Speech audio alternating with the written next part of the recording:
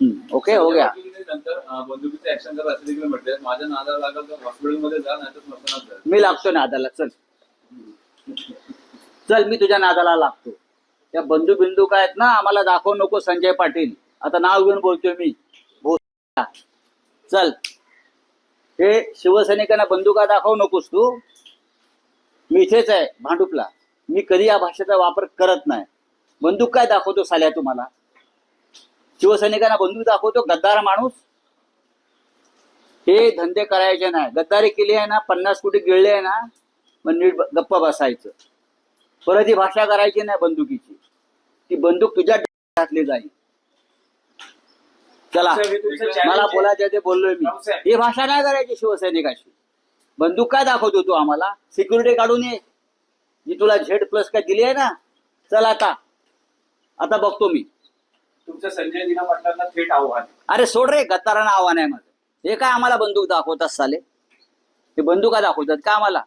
काय law and order आहे की नाही मिस्टर फडणवीस? अमित शहाच्या नावावरती, जीवावरती आमच्या दादागिऱ्या करू नका गुजरातांच्या. चला, अरे सोड रे एकनाथ शिंदे. अरे सोड रे एकनाथ शिंदे. तू काय एकनाथ शिंदे करतो रे? चल. हाँ,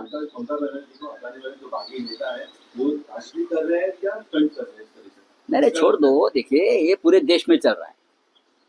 ये अमित शाह इस देश को बेचना चाहता है, खत्म करना चाहता है.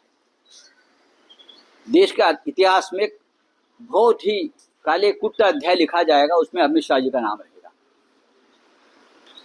अब देखिए, जिस तरह से देश की राजनीति वो लोग चला रहे हैं ना, पैसे की ताकत पर, ईडी सीबीआई की ताकत पर, पुलिस बंदूक की. देखो ना, एक गद्दार बंदूक दिखा रहे. क्या कर रहे पुलिस कमिश्नर देवेंद्र भारती? बंदूक की भाषा कर रहे हैं क्या? आइए, मैं यहाँ हूं, चला दो बंदूक. नहीं तो मैं उनको पूछो कहाँ आना है, मैं आता हूं उनके सामने. अरे लोग का ये डरपोक 50-50 बॉडीगार्ड लेके घूमते हैं यहाँ, और आप 100 पुलिस लेकर घूमेंगे और हमको दादागिरी करेंगे. साले गद्दार है ना, अपने पैसा खाया है ना 50 करोड़, तो ढकार देकर बैठ जाइए. और वापस मैं बोल रहा हूं, ये भाषा अगर आप करोगे बंदूक की, तो बंदूकें हमारे पास भी है. चलो.